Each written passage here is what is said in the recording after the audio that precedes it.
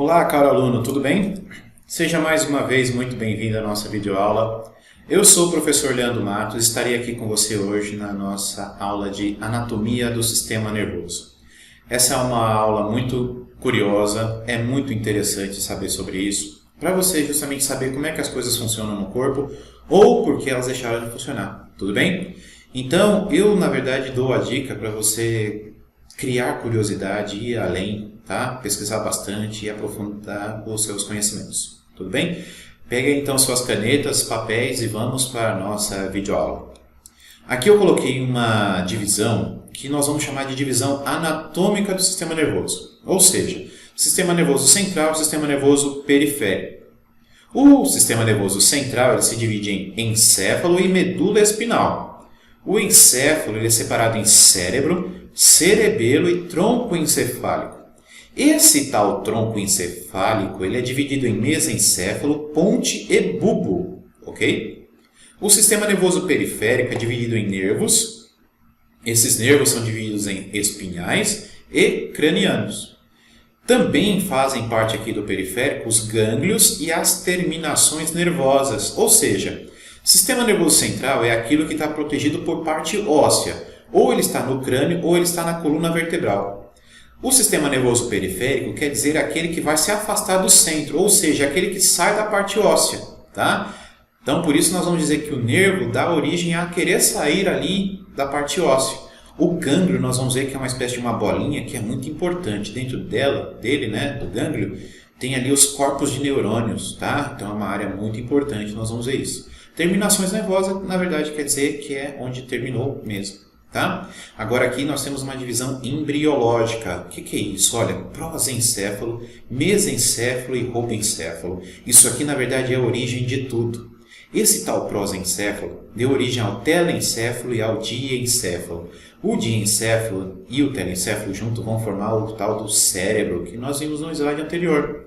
O mesencéfalo ele não se divide em ninguém, ele continua sendo mesencéfalo, ele só ganhou tamanho, tudo bem?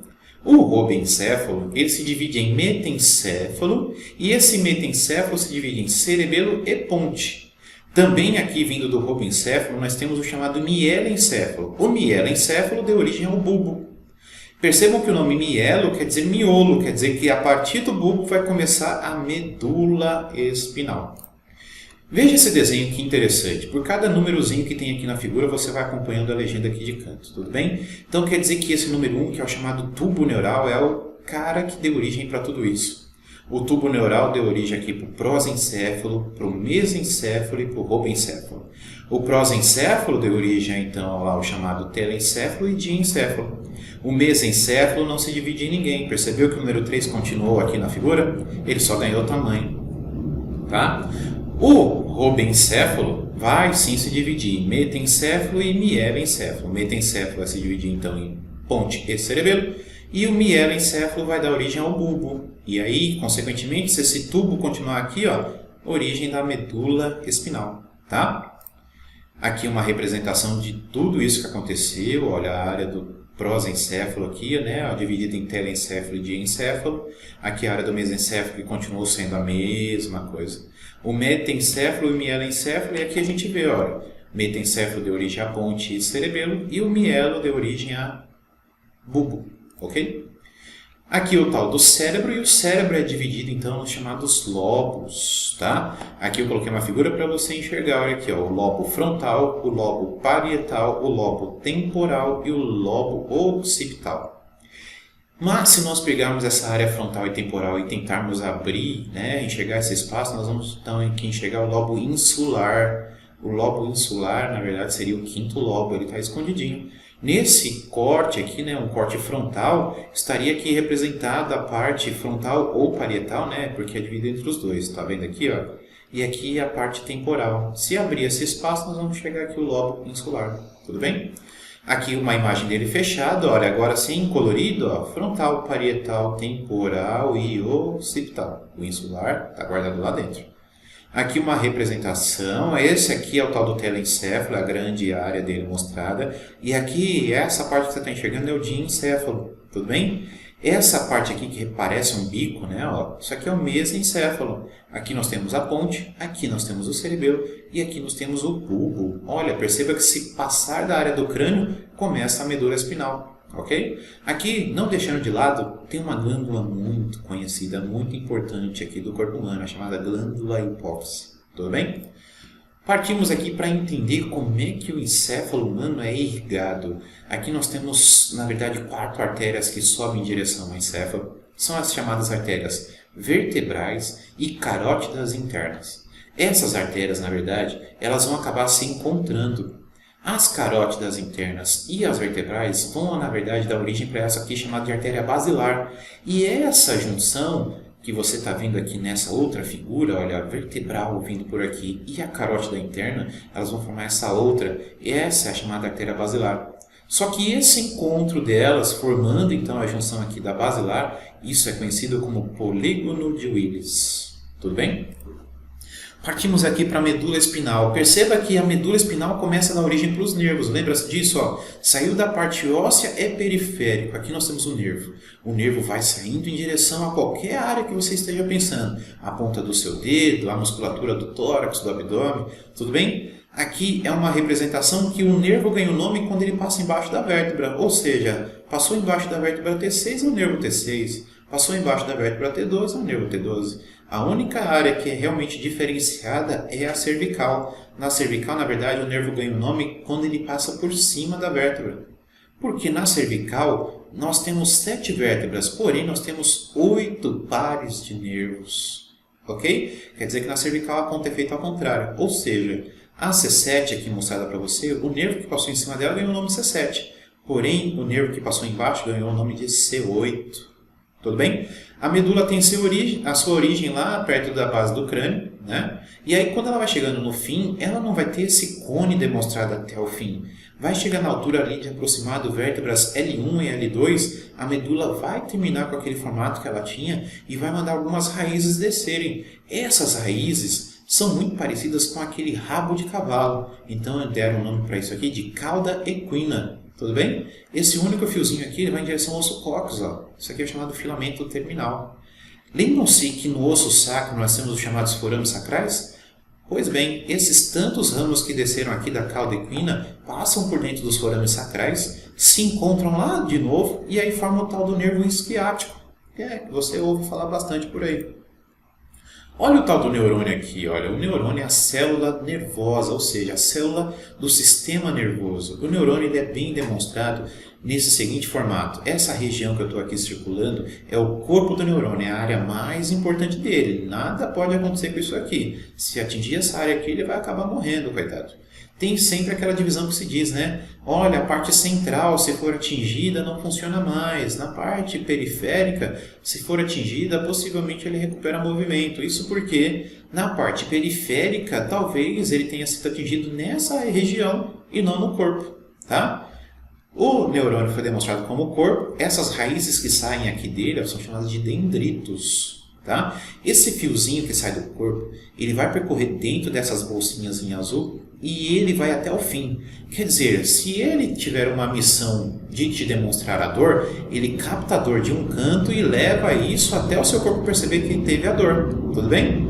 Então quer dizer que esse fiozinho que passava aqui dentro, ele é chamado de axônio. E esse tal axônio, ele é protegido pela chamada bainha de mielina. Tá?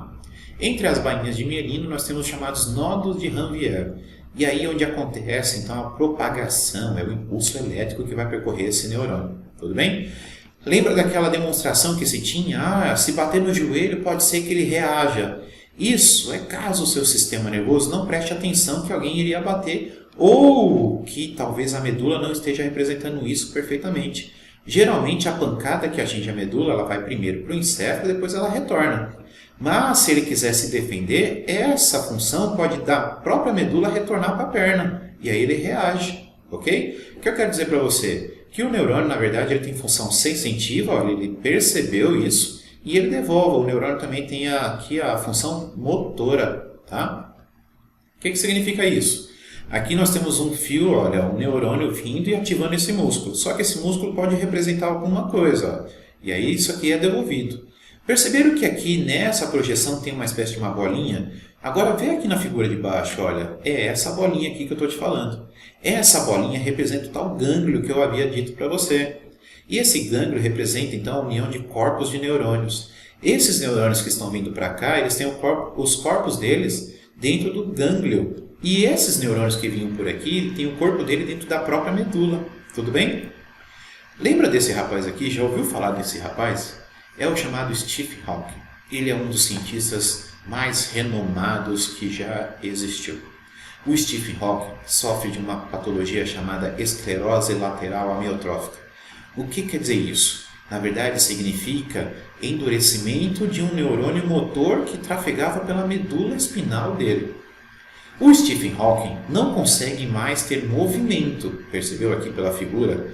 Mas olha aqui como era o Stephen Hawking na adolescência. Tá? O Stephen Hawking, quando começou a sofrer com essa doença, ele deixou de ter movimento. Porém, ao deixar de ter movimento, o Stephen Hawking não deixou de ter a sensação. Olha o que é isso. O Stephen Hawking é um dos físicos que trabalham para a NASA. Ele projeta aqueles equipamentos lá. Ele não consegue se movimentar, porém, olha aqui a demonstração de felicidade do Stephen Hawking. A sensibilidade ele tem. Então o neurônio é realmente dividido em motor e sensitivo. Tudo bem? Nem sempre que se perde o movimento, se perde a sensibilidade. Pode acontecer de perder a sensibilidade e não perder a motricidade. Ok? Para isso acontecer, na verdade, o neurônio ele tem que fazer uma troca de carga. O que quer dizer isso? Dentro do neurônio, a carga fica negativa. Se a carga ficar negativa, quer dizer que ele não vai se sentir incomodado. Só que quando ele receber um estímulo, a carga troca de posição. A carga positiva vai ficar na parte interior dele, olha. O que quer dizer isso? Isso aqui quer dizer um influxo de sódio. O sódio entra no neurônio. Quando o sódio entra no neurônio, ele faz trocar essa carga. E por onde for trocando esse influxo, você vai percebendo que a carga vai ficando positiva no interior e por onde ele já passou, volta a ficar negativo, ok? Para isso, é demonstrado nessa projeção que eu coloquei para você. Olha, eu vou ter uma excitação ou um impulso nervoso e aqui você vai perceber pela demonstração que o sódio vai vir para o interior, aqui é o interior do neurônio e aqui é a parte de fora dele, tudo bem? Quando o sódio for para fora, o impulso não acontece, viu que o impulso foi embora? Quando o sódio entrar, olha o impulso acontecendo, ó. Quando o sódio entra, o impulso acontece. Quando o sódio sai, o impulso não acontece mais. Parte exterior, parte interior. Quando o sódio voltar para a parte exterior, acaba toda aquela condução do neurônio. Isso é muito interessante, não é? É assim que o cérebro e o corpo humano funcionam. Imagine se você fosse um neurônio. Estima-se que se você fosse um neurônio, você teria que ter um smartphone pronto para responder 25 mil pessoas e também poder chamar 25 mil pessoas ao mesmo tempo. Pensou que a vida do neurônio era fácil? Não é não, ok? Espero ter ajudado você mais uma vez. Fique com Deus e até a próxima.